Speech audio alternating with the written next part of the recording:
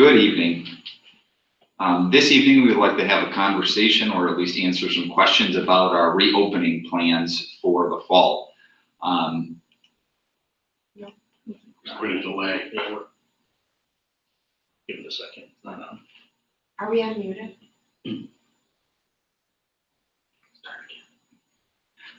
This evening, we would like to answer some of the questions that have been posed to the Sandy Creek District about reopening this fall.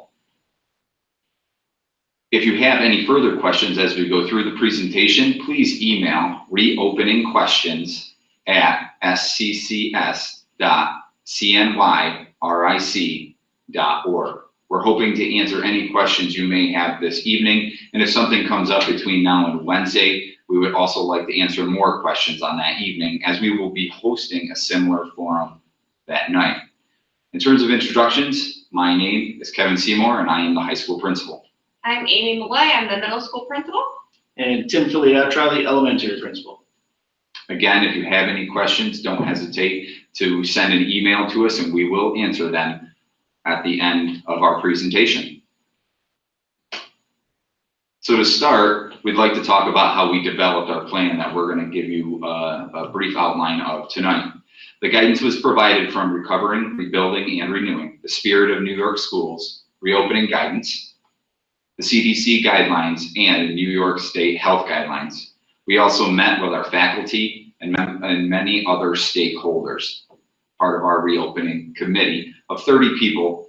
Some of those people were community members, staff members, our administration as well. So as we went through this process, we had a couple of goals. We wanted to ensure the safety and social emotional well-being of students, staff, and community members. Additionally, we wanted to develop a plan that safely maximizes the academic engagement between students and teachers. And as we went through this process, we had many people involved in creating this plan.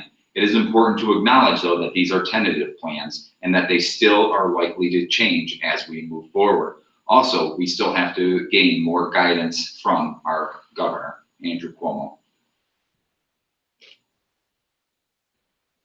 The next piece we want to share with you tonight is the difference between remote learning and homeschool. These are two options our families can choose along with in-person learning. Remote learning, our students will follow the school-based curriculum via assistance from their teachers. And that's dependent on which grade they're in, and it might look a little bit different between each grade level. Homeschool, the parent will have to register to homeschool their child with the district, with Mr. Filiatra. A parent must submit that letter of intent to begin the homeschooling process. And once that's received, they can continue their child's work at home, but that is separate from the school. So that's kind of the difference we wanted to make sure. Remote learning, students are still part of this district. They're just learning at home via Sandy Creek teachers, and homeschooling is when the parent assumes responsibility and ownership of educating their child within home with no assistance from Sandy Creek. So if you need to address any of those, if you put remote or homeschool and you met remote, we'd like you to reach out to us so that we can adjust that on the surveys.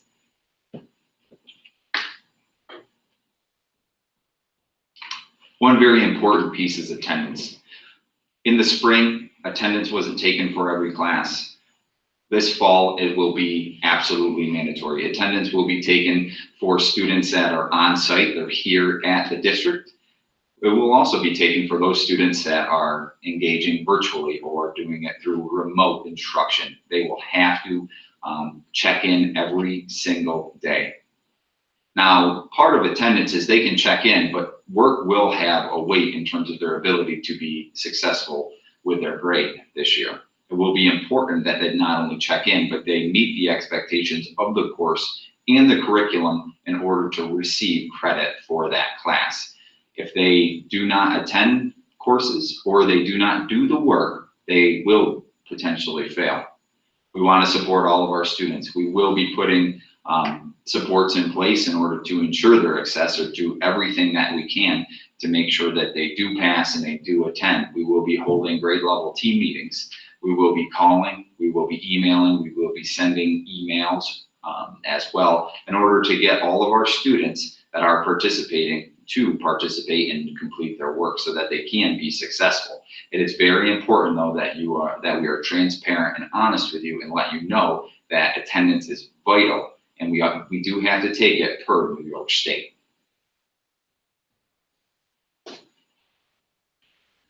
The next slide discusses masks and or you'll hear it called PPE. I know this has been a contentious, piece to the whole returning to school.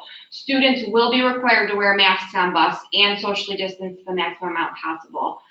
There is no ifs, ands, or buts about it. Students must wear masks on the bus. Students are also required to wear them in school when they can't socially distance. We have created classrooms so far so that students can socially distance. So there is a good possibility that students can remove their mask once they are seated in the classroom based on that 6 feet of distance. And we're going to do our best to make sure that can happen in our classrooms. However, we also have to follow New York State guidelines. So if and when they choose to reword or say that it's masks and social distance, we have to abide by what New York State law tells us to do and the mandates regarding that. There are some students that may not wear masks due to a medically documented situation. Those are few and far between. Those students who do have a medically documented excuse as to why they cannot wear masks will have to go through the proper channels of the CSD, whether it be a 504 plan or an IEP. But masks definitely need to be worn when not socially distanced and definitely on bus rides. Our reopening plan, just a few highlights of the reopening plan. The plan itself will be completed by Friday and will be posted to our website Friday afternoon. It does, of course, have to be submitted to New York State and approved. But a couple of things for you to know, district-wide, our student in-school hours would be from 8 a.m. to 1:30 p.m. So all students would arrive at 8 a.m. and they would all be dismissed at 1:30 p.m. Now, kindergarten through 6th grade looks a little different than 7 through 12. So kindergarten through 6th grade, students will attend every day, Monday through Friday, from 8 to 1:30. The class sizes have been reduced and the schedules are being developed to maximize social distancing, as you heard. Students will remain with their cohort throughout the day. So that means they're with their homeroom of students. In the K through 5, that means they are staying with their homeroom teacher, and all instruction stays with that class in that homeroom. There may be some movement for our specials. We are still working on the details of whether or not that can happen, but specials may also occur in the classroom to reduce travel for those students throughout the building. At 6th grade, they will follow, they will be changing classrooms like the 7 through 12 because that fits best for that building. Also of note for K-6, breakfast and lunch will be served. It will be in the classroom. They will not be eating in the cafeteria.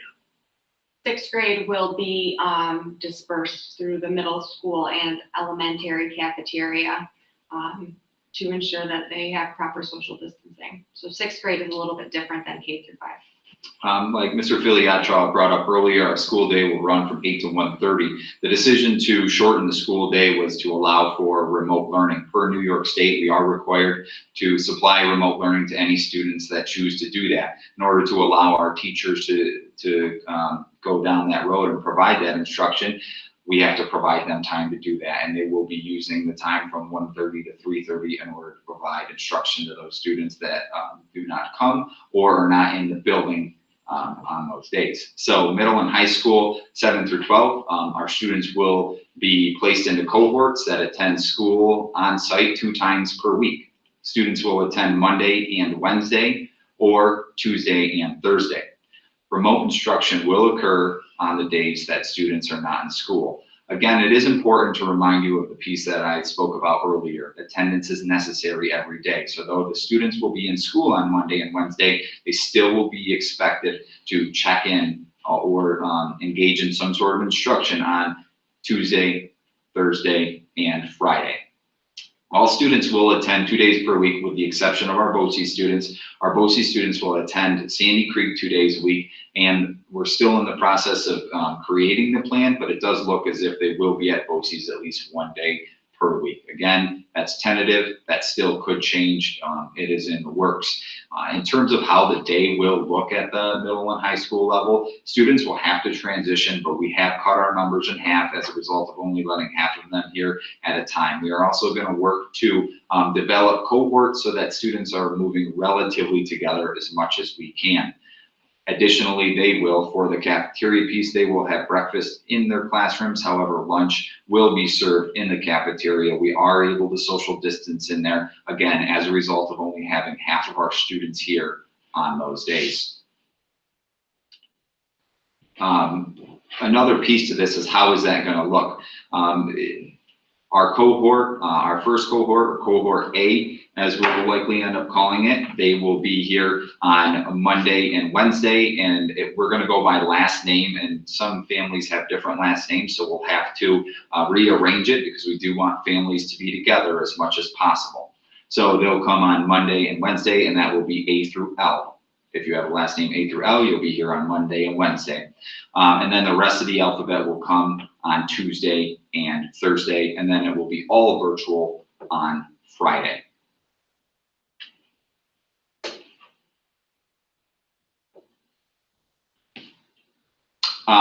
The next piece is the schedule.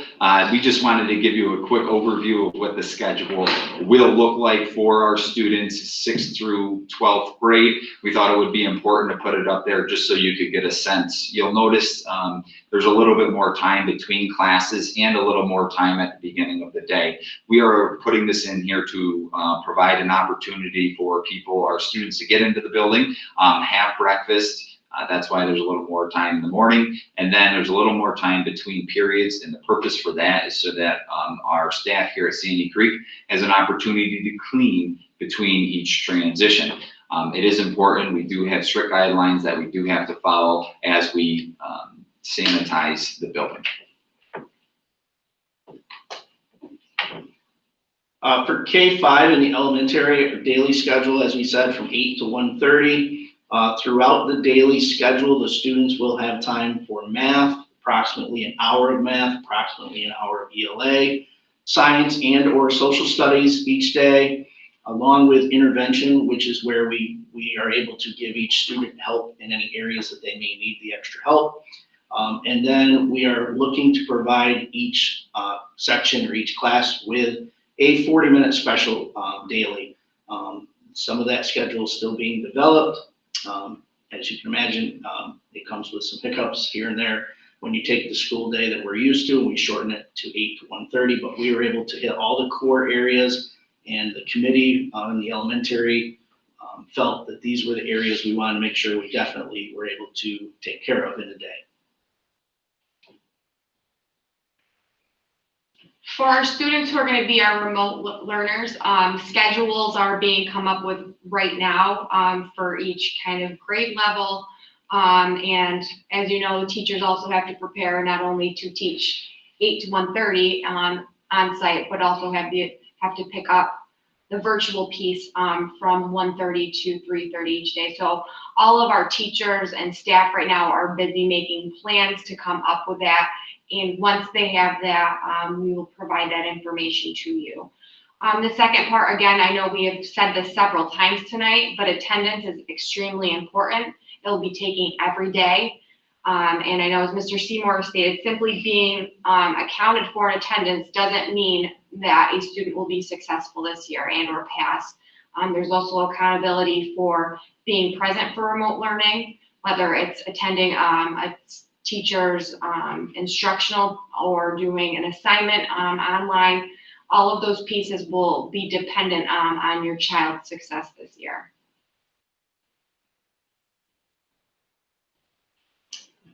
In the event we move to remote instruction, like I said in the previous slide, we are going to have to kind of work through some of the hiccups that we had, I would say, in the spring to ensure that we have a solid plan in place for that. So we are going to make sure that we take the next couple of weeks and work with our teachers in order to come up with a very solid plan for our remote instruction.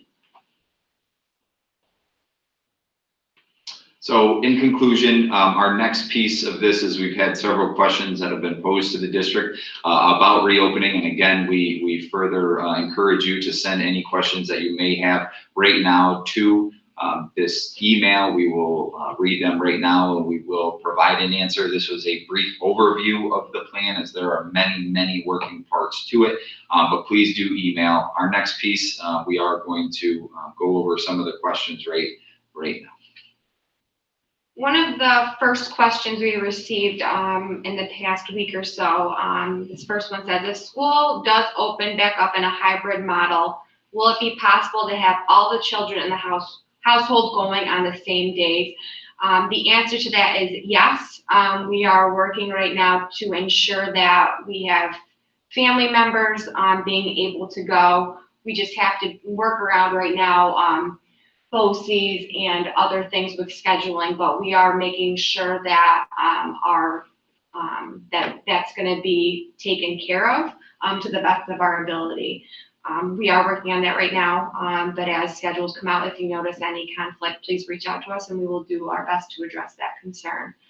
The next question, the next piece of that question, will there be pre-K, and if not, would the school be willing to give us information to the parents of the pre-K students on what they can provide to them so that they could be ready for kindergarten?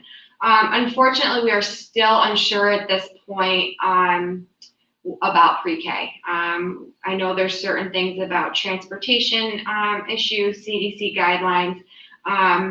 We are working to find out if that is possible to run pre-K, but at this point, we are still uncertain if we will be able to right now. But once we have that information, we will get that to you.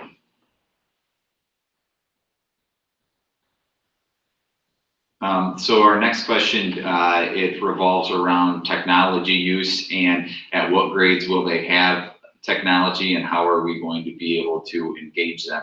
So for those students currently enrolled at Sandy Creek, we are offering remote instruction to those families who are unable or just not ready to send their students back to school for in-district instruction. So for the 2021 school year, the district will be assigning a one-to-one device for all students K-12. Last year it was 3 to 12th grade. This year, all grades K through 12 will have some sort of device. K1, they will have an iPad, and then grades 2 through 12, they will have a Chromebook. K6 students who are in person will leave their device at school. Remote learners will keep their device at home. Again, these are tentative plans that we're making, and some of them may change, but they are the plans that we have in place at this time. Okay, question 3. There are actually several parts to question 3. First one being, what option is most likely being looked at and most serious? So based on our survey results that we received, along with guidance from New York State, the district's looking at the following models. And as we mentioned earlier, K6, all students will attend daily from 8 till 1:30 for in-district, in-person instruction. However, parents who are unable or not ready to send students back can elect the remote instruction option. Grades 7 through 12, as you heard Mr. Seymour explain, will be a hybrid model. So students will attend 2 days of on-site, in-person instruction, and then the other 3 days will be at-home remote instruction each week. You can see an example here. We're keeping numbers reduced so that we can social distance and have the students here. The hybrid model, grade 7, you can see the in-district, cohort A and cohort B on different days, and then the remote instruction. And of course, both of those cohorts would be doing virtual on Fridays. So they attend in person on Monday, Wednesday, or Tuesday, Thursday, and then they're all virtual on Fridays. If we have parents who are not able to or not ready to send students back again, they can choose the all remote instruction option, and our staff will be working with those students. Question 2, have we considered an option where the only students in school are the elementary children and that all other would be remote or hybrid? Other districts have done this, and yes, you can, we gathered the data from our families, and as you can tell from our approach, that is what we're looking to do. And then if the model is decided is face-to-face instruction, would it be 5 days a week full-time like normal, or half the kids have time to keep the social distance for transportation? So we have the K-6 will be here face-to-face, but it's not a normal like we've usually had it, as again, it's 8 to 1:30. So it's for 5.5 hours on campus. So we felt it was very important to get the kids here, especially at those ages. As far as transportation, we are still collecting data. Many of our students do not ride a bus, are picked up, dropped off by parents. Many are indicating that they are choosing to do that. So we're still sorting through the bus lists and who we have for those bus routes. 7 through 12 is following a hybrid model, as I explained earlier. And that hybrid approach is going to reduce the number of students that need transportation, so that's going to help with our transportation piece. Students who do ride the bus, however, remember, will be required to wear a mask at all times on the bus. So we want to make sure that we have that out, and that we've said that several times.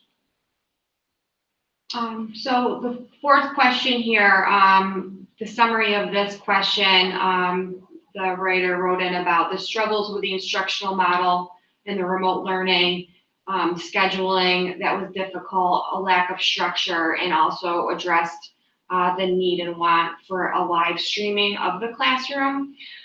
So I'm going to kind of try to address it and break this down. So for this upcoming school year, the state has asked each district to provide a plan for the 3 types of instructional models. In person, when students are on campus, a hybrid model, which is a combination of the in-person or remote instruction, and a fully remote model. And we're in the plans and process of doing that right now. We have to also look back to last March when we basically were taken out of the district on Friday, pretty much without notice or any preparation whatsoever, and had to come up with a plan, I would say probably within 48 hours. So teachers kind of had to work on the fly, using very limited guidance from New York State about what we could do. So I think, did a great job about putting together what we could with the limited guidance, the limited time that we had. With that being said, moving forward, we have put into place some great structures. So we'll definitely have some more time to get organized here, about taking attendance, creating student schedules, providing instructional plans for everything, from in-person to hybrid to remote learning, assessing and supporting our at-risk students, and supporting the overall social and emotional well-being of our students as well. But I think the definite difference here is us having the time and a greater set of guidance about how to go about that this time around, that this time around come fall, we'll have a better plan in place that is more structured. And the live streaming piece is difficult as far as confidentiality of other students in live streams. So we are staying away from live streaming at this point. Does SEC get daily frequent updates from the Oswego County Health Department on the current number of COVID cases in the district? There was a question dealing with the public library. We do get regular updates from the Oswego County Health Department to monitor the number of COVID-19 cases. Additionally, we regularly check the Jefferson County cases as we interact with districts in that county regularly. It is our goal, and we will work towards ensuring the physical and mental well-being of all of our students here at Sandy Creek.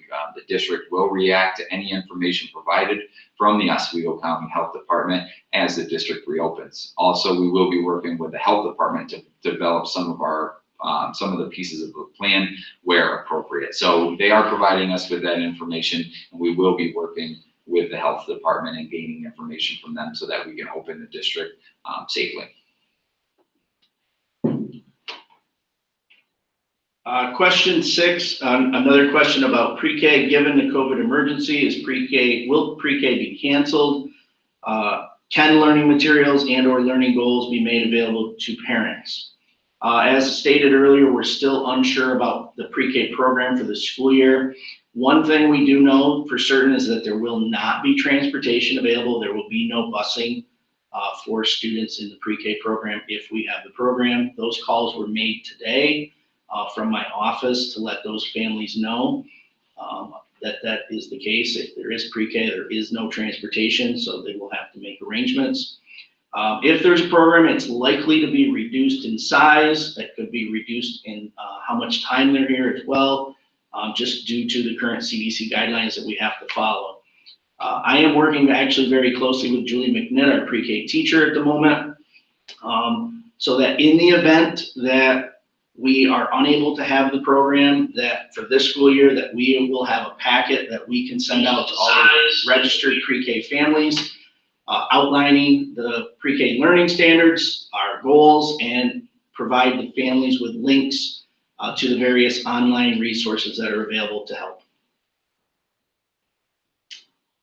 At this time, we have answered all of our questions. No other questions have come in. If you do have them, we will be hosting another forum this Wednesday, 7/29, same exact time from 6 to 7. So please email reopening questions@sccs.cnyric.org, and we will answer any questions that you have about us reopening. As we stated earlier, we plan to do this safely with our students' best interest in mind in order to support their social and emotional well-being and increase their engagement within teachers to help them develop and grow as students.